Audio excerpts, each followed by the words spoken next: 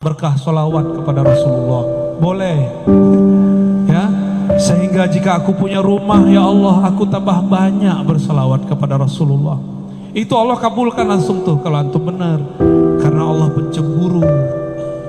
Allah pencemburu. Allah tidak mau terbersit di kalbu kekasihnya sesuatu yang mengganggunya. Ya Allah, jika ini menggangguku, wujudkanlah dia dan jangan jadikan dia penghalang antara aku dan engkau. Allah wujudkan dalam waktu yang dia mau dan tentukan, bukan di waktu yang kita mau dan tentukan. Fi waqtil ladzi yurid, la fi waqtil ladzi turid. Maka ikhlas tertinggi, ikhlas al-arifin, ikhlas orang-orang yang arif, yang kenal Allah, yang dia selawat karena dia mengenal Rasulullah dan ingin menjadi umat sejatinya Rasulullah. Kalau enggak jadi umat sejatinya fulus. Dan orang-orang yang berwirid karena pengen menarik rezeki, dia akan lelah setiap hari. Karena nunggu-nunggu, saya sudah zikir, kenapa tidak ada rezeki yang ketarik? Ya, yang paling lucu datang ke seorang ustadz plus dukun, uskun. Kata si ustadz, baca ini rezekimu lancar. Tapi ustadznya rezekinya mandek.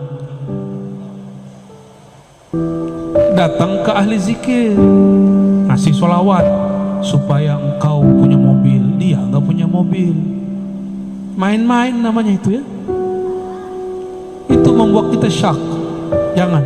Sekarang sholawat hanya untuk Rasulullah Sallallahu Alaihi, zikir hanya untuk ridha Allah Subhanahu Wa Taala. Jadi silakan saudariku dinaikkan ikhlasnya. Tadi ikhlasnya sudah bagus, tidak berharap ke makhluk, sekarang berharap kepada Khalik. Apa yang diharapkan bukan hal-hal yang fisik, tapi hal-hal yang bersifat rohani. Rohani intinya rahmatullah, kasih sayang Allah. Kalau sudah kasih, berapapun kita beri. Ya, Allahu a'lam bis-shawab. Oke, berikutnya. Dari tadi ini nunggu. Silakan. Satu pertanyaan aja Pak ya, yang bisa berbagi yang lain. Assalamualaikum warahmatullahi wabarakatuh. Saya mau nanya Buya, karena saya salah satu penggemar dari YouTube-nya Buya. Yang saya akan tanyakan, mohon diterangkan hubungan antara jasad, kolbu, fuad, dan sir. Itu aja Buya. Assalamualaikum warahmatullahi wabarakatuh. Assalamualaikum warahmatullahi wabarakatuh. Jasad ini perangkat, yang mengendalikan adalah raja. Rajanya kolbu.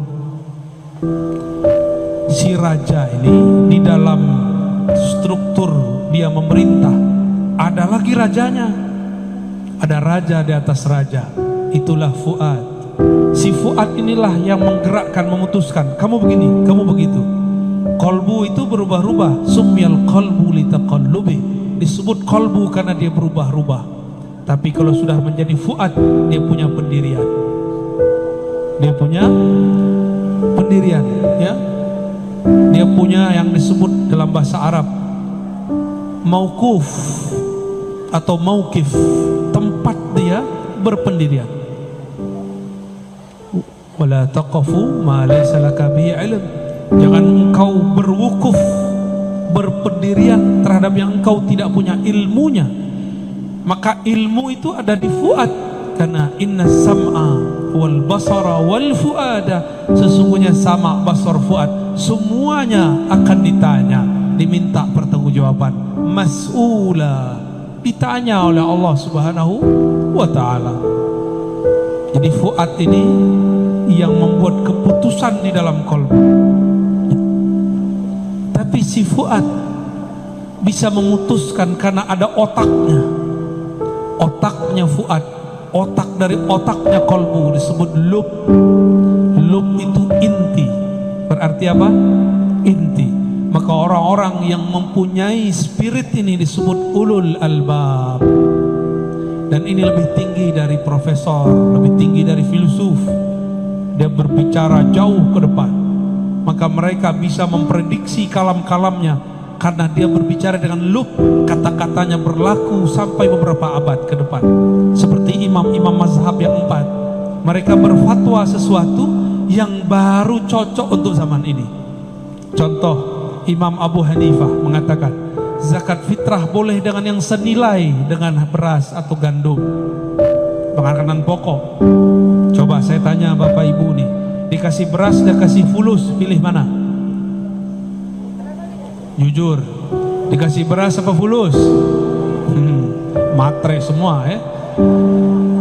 Ibu-ibu dikasih beras dan kasih duit, pilih mana? Hah?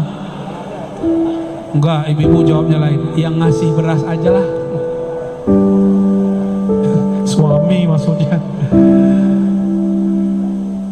Itu kalam dikalamkan abad kedua, tahun 130 beliau berfatwa begitu, tahun 150 dibid'ahkan orang. Tapi di tahun 2000 hampir semua kiai ulama membolehkan bayar zakat fitrah dengan duit, bahkan yang senilai dengan duit, pakai pencet-pencet. Apa tuh namanya? Dizikir digital. Bid'ah beneran tuh. Ya, itu yang ngomong Imam Abu Hanifah. Abad kedua dia berbicara, 12 abad setelahnya baru terang benderang dia berbicara dengan lubnya. Lain dengan Imam Syafi'i. Imam Syafi'i berbicara dengan ruhnya. Kata beliau, wajib baca Fatihah dalam sholat, mau imam mau makmum, karena munajat kepada Allah tidak dapat diwakilkan. Jadi Allah kasih anugerah lub kepada Abu Hanifah, agunah ruh kepada Imam Syafi'i, ma'rifatul ruh. Semuanya dapat ilmu ini, tapi yang mereka sampaikan ini beda-beda ilmu. Udah gitu ya, terjawab. Alhamdulillah. Alhamdulillah. Oke, Pak Ustaz, ini tadi nih, silakan Pak Ustaz.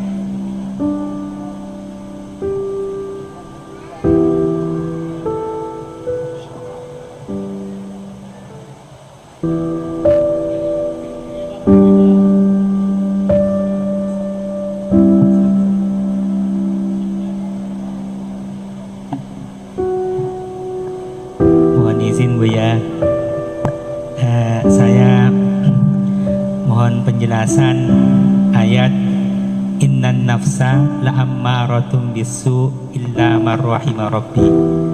Di situ Allah menggambarkan bahwa nafsu itu sangat mendorong, bahasanya ammarah, sangat mendorong pada keburukan. Illa marrahima rabbi, itu kan kecuali orang yang disayangi oleh Allah. Yang ingin saya tanyakan, sebenarnya kita bedakan antara nafsu dengan yang bukan nafsu itu bagaimana Bu ya? Terus kemudian untuk menjadi marrahima rabbi, orang yang disayang oleh Allah itu bagaimana? Terima kasih. Masya Allah, ini pertanyaan puncak ya, terakhir ya. Pertanyaannya betul-betul husnul khotimah. Innan nafsa la ammaratun bisu. Panjang itu bisu, karena emang su itu panjang. Sesungguhnya nafs, jiwa, diri, punya diri. Diri ini yang zahir. La, pakai la di situ sungguh, bukan la tidak. Disebut lam taukid, sungguh. Ammarah, bukan amarah.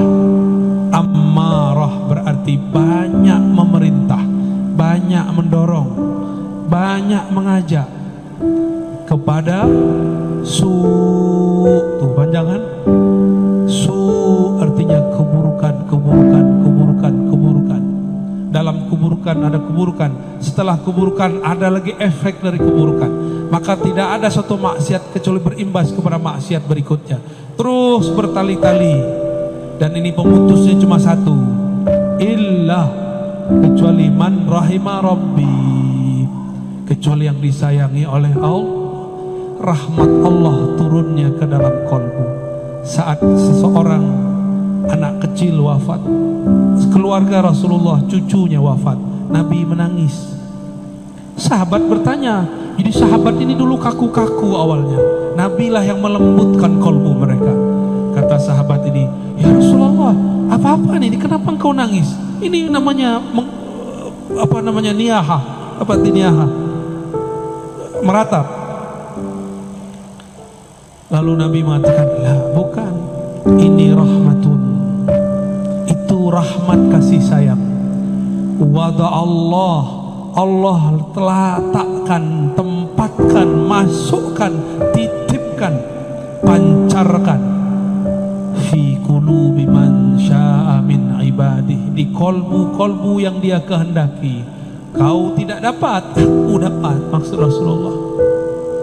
Rasulullah itu rahmatan lil, maka ujung rambut sampai ujung kakinya rahmat, karena dari kolbunya ada rahmatullah. Maka Rasulullah itu nama lainnya rahmatan lil, itu zahir, batinnya rahmatullah. Zahirnya rahmatan lil, batinnya rahmatullah. Jadi rahmat Allah itu nama Nabi. Allah berkalam ke surga, wahai surga, biki arhamu ibadi, dengan engkau aku menyayangi makhluk-makhlukku.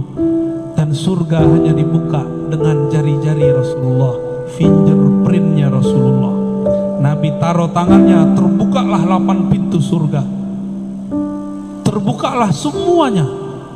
Jadi bapak ibu ini beramal mau 1000 kali lipat, 1.000.000.000 kali lipat, tapi kalau tidak sholawat tidak dibuka, gak syahadat kepada Rasul gak dibuka.